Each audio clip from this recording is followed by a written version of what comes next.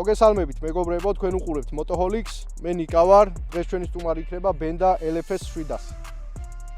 ვიდეოს დაწყება მინდა იმის აღნიშნით, რომ ბოლო 2-3 წლის განმავლობაში ხშირად ხდებოდა მოკლე ვიდეოები, რომლებშიც ძალიან გამორჩეული და ყველასგან განსხვავებული მოდელები იყო ნაჩვენები.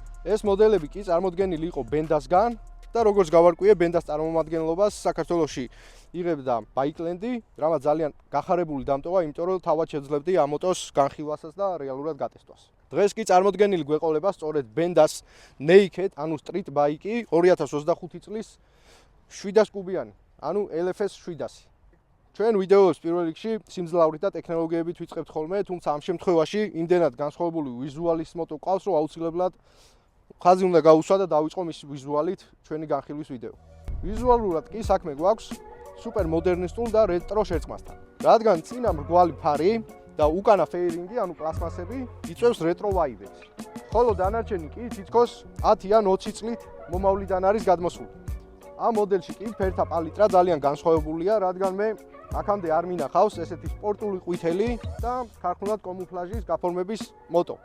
ასევე ძალიან ლამაზად გადადის ერთმანეთში მგზავრის და რაიდერის სკამი და რა თქმა უნდა ჩვენი სვინგ-არმი, ეს მონოშოკი, ეს ყველაფერი ერთმანეთში ძალიან თანხვედრაში მოდის და ძალიან ლამაზია. და რადიატორის ქვეშ ჩამწკრივებული გამშვების სისტემა, რომელიც 4 ცილინდრის ხასიათზე მიუთითებს. დასრულებული სტრიტისთვის დამახასიათებელი ჰენდლბარები, რომელიც ძალიან კარგ შეხამებაშია ერთმანეთთან და დიზაინერი უდაოდ იმსახურებს ქებას. ვიდრე ტექნიკურ დეტალების განხილვაზე გადავიდოდეთ, აუცილებლად აღვნიშნოთ თუ რა ლამაზად და კომფორტულად არის TFT დისპლეი გადაწყვეტილი, ძალიან მარტივად და კარგად არის.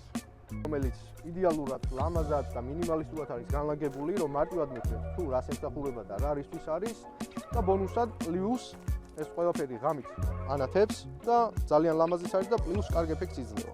ეხლა კი სარკეებსაც შევეხოთ, რომელიც ძალიან კომფორტულიც არის, ძალიან ლამაზიც არის და სარკეები არის აი სახსარზე, ნებისმიერ პოზაში და პოზიციაში შეგვიძლია რომ დავაჩეროთ და მოვირგოთ. ასევე რაიდის დრო შეგვიძლია ქვემოთაც დავაყენოთ და საერთოდ არაფერში არ გვიშლის ხელს. მართვას გულისხმობ და ესეთი სარკეების შოვნა aftermarket ნაწილებშიც კი თულად არის საშოვნელი. დეშბორდი ასევე რო არ გამოგჩეს, აუცილებლად დავაღვნიშნოთ, რომ დეშბორდს აქვს დღის და ღამის რეჟიმი და იცვლის ფერებს. დღისით არის ნათელ ფერებში და თეთრი, ღამით კი გადადის მუქ ფერებში, რაც უფრო მკვეთრად აჩვენებს ჩვენს გამოსახულებას.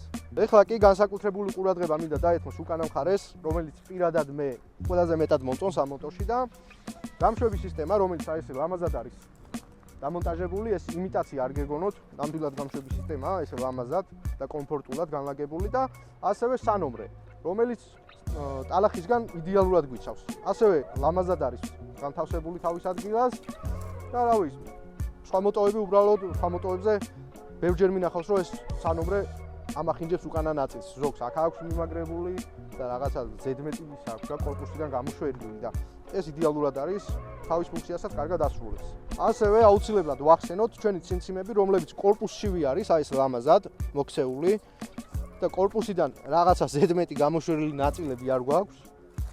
წინაც და უკანაც არის ესე იდეალურად მორგებული და ლამაზად. ასევე აუცილებლად ვახსენოთ ფრეიმი, რომელიც აი ესეთ დეტალებში არის გამოწყობილი. უმეტეს შემთხვევაში ხდება ხოლმე შეღებილი, თუმცა ამ შემთხვევაში არის უხეში მასალა, რომელსაც აი რაღაც ხორკლებივით აქვს და ეს კიდევ ჩემი აზრით უფრო გამორჩეულ დიზაინს შეძენს ამ მოდელს. ეხლა კი წავიდეთ ცოტა გავიაროთ მოტოთი, რეალური ტესტ რაიდი, ნახოთ, მე უკვე ცოტა ვიარე კიდევაც, აქამდეც მოვიყვანე, აი უგზაობაზეც ცოტა გავიარე და ტრასაზეც უკვე გამოვცადე, მაგრამ ცოტა კადრებიც გადავიღოთ, რასაც შემოგთავაზებთ და გაჩვენებთ თუ როგორ იმართება და რამდენად სასიამოვნო სამართავია. წავედით, ესე იგი, ეხლა გავტესტოთ მოტო, გავიაროთ.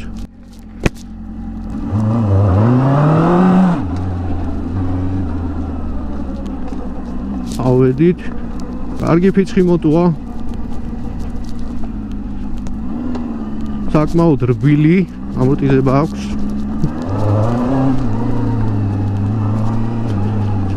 ეხლა ტრასაზეც გავალთ და ტრასაზეც შევამოწმოთ ტრასაზეც უკვე რამდენად კარგად იმართება.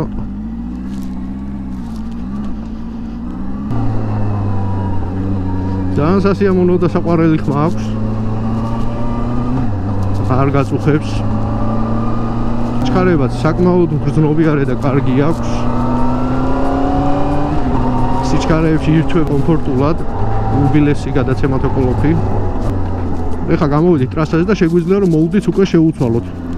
თუმცა ჩვენ ეხლა არ გვჭირდება მოუვდის შეცვლა, იყოს როგორც არის.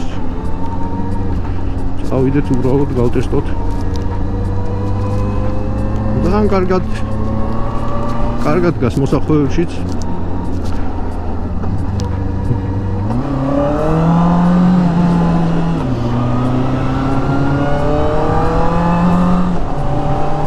საკმაოდ კარგად იმართება მოტო, აჩქარება საგრძნობლად კარგი აქვს. მართვაშიც წონა არ იგრძნობა ბაიკის. ამორტიზება კარგი აქვს. ხრუჭები კი რა თქმა უნდა არის Brembo და ძალიან საიმედოა. აქვს ძალიან მაგარი მუხრუჭი. და რავი, აი ძალიან ისეთიც არ არის რა, ქალაქის პირობებში საჩვეულებრივად, საცობის პირობებშიც კარგი მოტოა. მოუქნელი და ისეთი არ არის რო თქვა.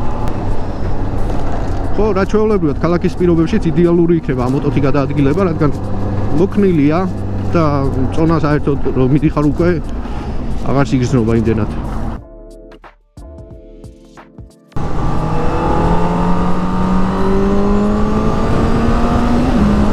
კარგი მოტოა, მომწონს. ნამდვილად სასიამოვნოდ იმართება და არ აქვს დამღლელი ჟდომა, რაც მთავარია. მოტოთი შეგიძლია რომ გადაადგილდე, ისე რომ არ დაიღალო. ნუ რა თქმა უნდა 4 ცილინდრიანის ხასიათითაც შეგვიძლია ვისიამოვნოთ.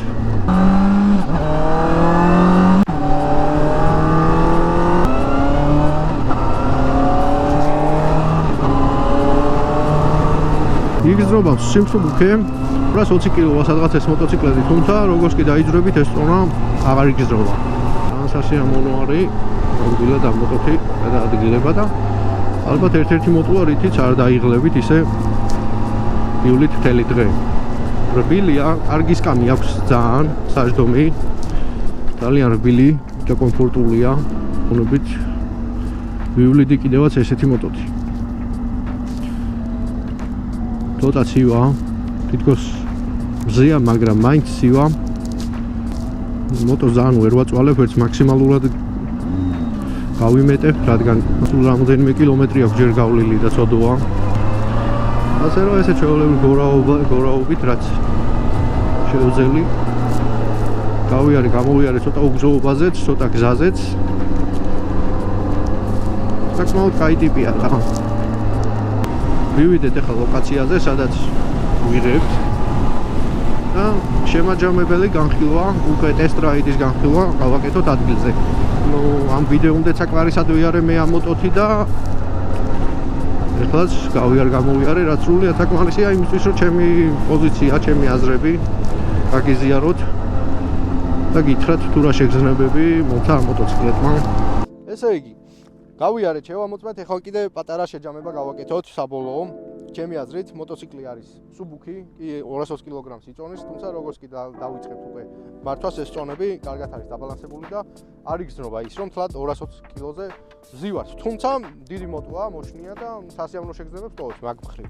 ასევე ამორტიზება და დაკიდების სისტემა კარგია, როგორც არის ქარხნულად გამოშვებული, ნორმალურად აყენია ყველაფერი ჩემი აზრით, თუმცა ნებისმიერ ადამიანს შეგვიძლია რომ მოვირგოთ.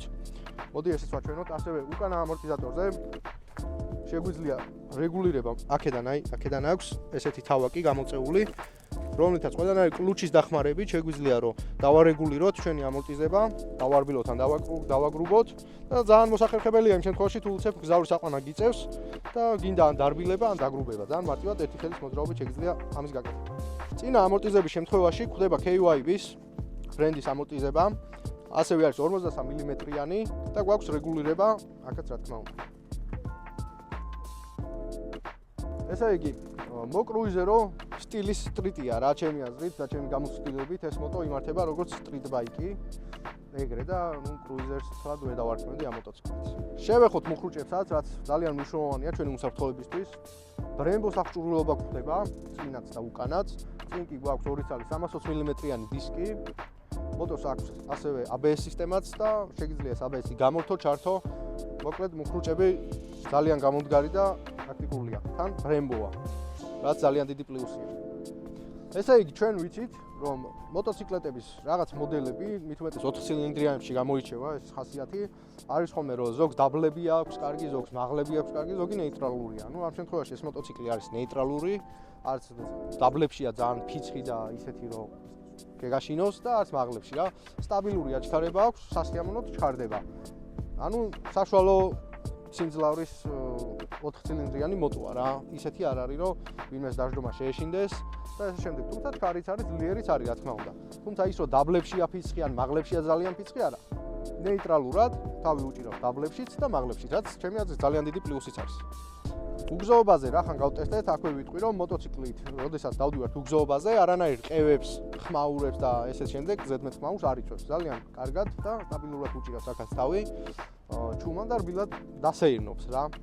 აქვე ვახსენებ ცეპლენიას, რომელიც არის ტროსზე და უნდა ვიცოდეთ, რომ ძალიან რბილია გამოყენებაში და არანაირ პრობლემას არ წარმოადგენს ის, რომ გვაქვს ტროსის სისტემა. ასევე აღვნიშნოთ, რომ მოტო აღჭურვილია slipper clutch სისტემით, რაც უზრუნველყოფს იმას, რომ ჩვენ როდესაც მივდივართ სიტყვაზე მესამე სიჩქარით და უცებ დაგჭირდა გაჩერება ან შენელება მოტოსის სიჩქარების ჩამოყრის შემთხვევაში slipper clutch-ი უზრუნველყოფს იმას, რომ ჩვენი საბურავი არ დაილუქოს და არ მოხდეს საბურავის გაცურება, რაც უზრუნველყოფს ჩვენს უსაფრთხოებას. Top speed-ი 4 ცილინდრიან მოტოებში მნიშვნელოვანია. როგორც ქარხანა გვეუბნება კი მოტოციკლს მესამე სიჩქარეში თავისუფლად შეუძლია 160 კმ/სთ განავითაროს. ცხადია, როცა გასახმარისების პირობები გავლილი აქვს მოტოციკლს, ქარხანა პირდება 210+ კმ/სთ. შევეხოთ სავარზელსაც, მართვის დროს არის ძალიან პრაქტიკული და კარგი, არანაირ დისკომფორტს არ იწვევს, არც ძალიან ვიწროა, არც ძალიან განიერი, საკმაოდ რბილი და ხარისხიანად არის გაკეთებული რა. სიმაღლესაც შევეხოთ ასევე, ჩემი სიმაღლის ადამიანებისთვის მოტო არის იდეალური.